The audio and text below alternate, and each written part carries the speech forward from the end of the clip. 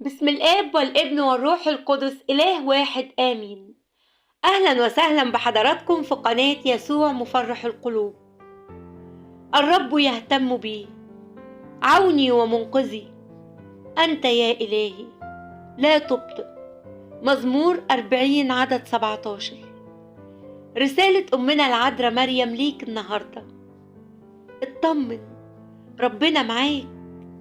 اطمن، اللي معاك أكتر وأقوى وأعظم من اللي عليك. اللي معاك هو الإله المحب ضابط الكل، يسوع المسيح القادر على كل شيء، الذي يعطي الكل حسنا في حينه، صالح صانع خيرات. ربنا اللي معاك إله غير محدود، بيحبك جدا، هيشفي قلبك.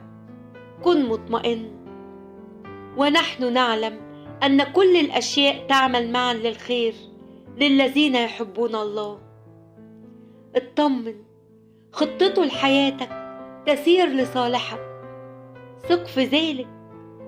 إلهك كريم في تعويضاته وحكيم في ترتيباته. ما تشغلش بالك انت بالمشاكل والحاجات اللي ممكن تعطل نجاحك. ما تقولش الموضوع صعب عليا أو مستحيل. اعمل اللي عليك وسيب يسوع المسيح ابني هيكمل. انتظر عمله المفرح في حياتك بقلب مليان ثقة وإيمان، لأنه هيعوضك عوض عظيم جدا، لدرجة تخليك خايف تكون مقصر في شكره. إلهك إله المفاجآت السارة. اوعى تفتكر إن ربنا ما استجابش ليك، ده بيرتب لك أمور عجيبة وجميلة.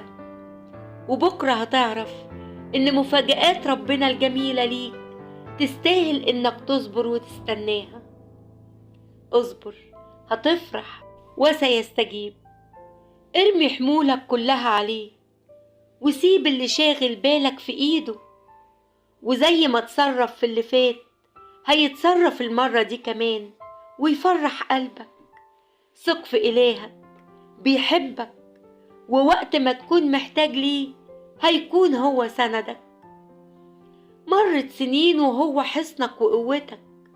في وحدتك هو دايما معاك، هو اللي بيشفي جروح قلبك وبيملاها سلام ويخفف عنك كل حزن. نهايته فرح واستجابات. إلهك يستطيع كل شيء ولا يعثر عليه أمر. قادر يغير كل حاجة ما ينفعش تتغير. قادر على كل شيء انت شايفه صعب. خطته حلاوتها في نهايتها.